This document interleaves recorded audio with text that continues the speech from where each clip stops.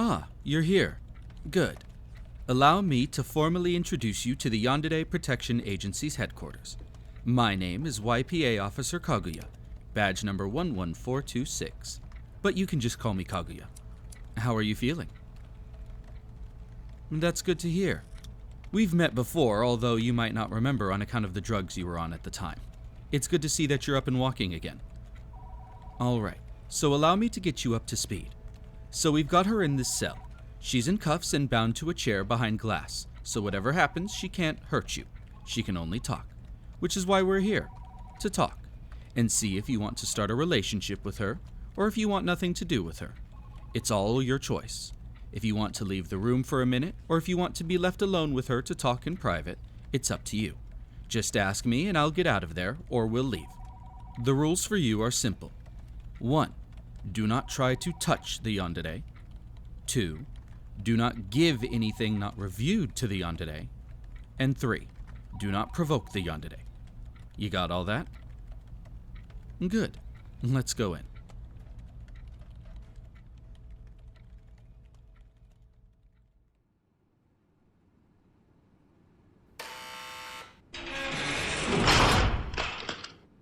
Darling! Oh, you're finally here. I've been waiting for you for so long now. They told me that eventually I'd get to meet you, and I've been waiting for that special day from the moment they put me in the cell. All right, stay calm, okay? I'm right here to help you. She can't harm you. Oh, my love. It's been so long. How have you been? Have they been rude to you? Have they done anything to hurt you? And I'm just going to hit my little mute button here. Head, I swear, So, this is how this meeting will go. I'm going to lay down the timeline we've made of your first phase, we call it, as we've constructed based on eyewitness reports and evidence. No lawsuit has been filed yet, but trust me, we have everything ready to do so. If you want to put her behind bars, we can definitely do that. If you want to throw away the charges and start living a loving, happy life together, we will make sure the police and similar authorities won't bring up the charges again, as you, being the victim of these crimes, have given consent for all of it. Now, are you both ready to proceed? Oh, absolutely. I can't wait to relive my happiest moments with you, darling. From the moment I first met you in the park to the day I finally worked up the courage to kidnap them. After which you held them in the basement for 3 weeks, it looks like. Not 3 weeks. 502 hours, 32 minutes, and 54 seconds. That's including the time that they were unconscious from the enflurane vapors. It's very effective at putting someone to sleep with minimal harm done to the body. Only the best for my love. It was bought on the black market. At a very cheap price, I should say. You'd think a special narcotic gas would be expensive, but I bought the whole canister for like $100. And with the dose it took for you to fall asleep, I could have used it for years. Let's see.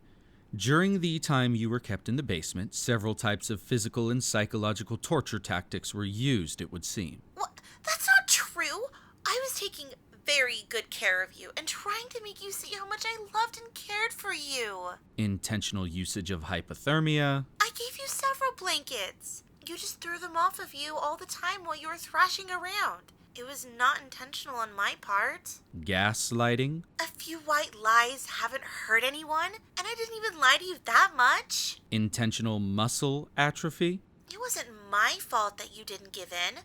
I wanted to give you plenty of exercise, but you just kept trying to escape, so I couldn't tell you yet. If you'd given in earlier, I would have let you upstairs and walk around the home to make sure that didn't happen. And finally, the coup de grace, forced ingestion of several types of drugs.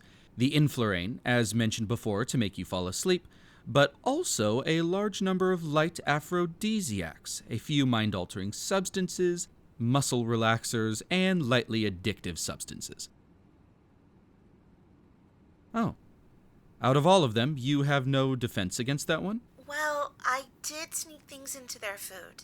I can't deny that. But I was just doing it to make you fall in love with me. Nothing that would hurt you. And as soon as you just told me you loved me, I would have decreased the dosages to make sure you wouldn't get the not so nice things about the chemicals. I would have is no excuse for what you did. Surely you know that.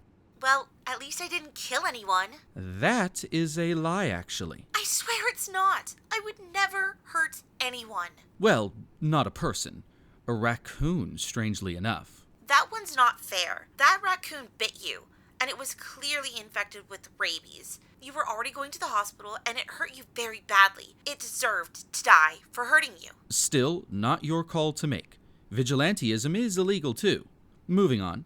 After you were moved upstairs when you admitted your love for her, we'll call it, you were still refused your ability to leave and were found tied up on the bed when our agent came 3 days later. Wait, that's not true. I had left for work without tying them up. I let them roam the house when I was gone all the time. I didn't keep them locked away when I was gone. They asked me to let them watch TV and have fun like that. And I let them. They only slept with the ropes on from the moment I let you out of the basement. Ah, you tied yourself up for me? That's so sweet of you. I'm sorry the mean officers took you away from me before I could come home and see how you tied yourself up as a pretty little gift for me. I didn't know they were coming. I would have done something about it if I did.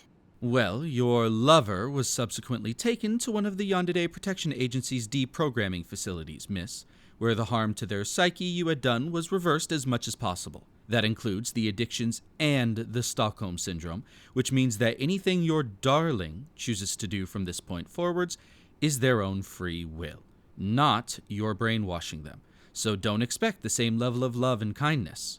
Well, at least you should let me have a say in all of this before they judge what they're going to do. And that is the only reason you're being allowed to talk to them, to be honest, so that you can make your case to them. But whatever they decide, you need to respect it, understand? They are the one in charge now. It's up to them. I completely understand. Now, let me just tell you why I did what I did. When I first met you in the park, you were drawing people's pets as they walked by, and I just so happened to be walking through the park on my way home from work. As soon as I saw you, I knew you'd be perfect for me. Your body, the way you were sitting, you were like a shining ray of gold in the middle of a stone sludge. The only redeemable factor about the world around me. Could you blame me for falling in love with you? And maybe I did go a little bit overboard, but I never hurt you. Not a hair on your head. All I was trying to do was make you understand how much I love you. I'd do anything to have just one more chance to show you just how much I care about you. Look, I'll be frank. We have enough evidence to put her away for more than a dozen years. You don't have to be worried about your decision biting you in the metaphorical, or I guess this case, literal ass. There's no negative consequences. And if you decide to let her prove her devotion to you, I'd recommend setting some ground rules. No hurting people, no drugging people. Believe it or not, those both are kind of illegal. Keep her within the laws, and you both will be all right. Just make sure that you stay safe. Trust me, I understand the allure of a yandere, but just make sure you stay safe. Now, with all the choices laid out and your yandere having made her case... Will you please take me back, darling?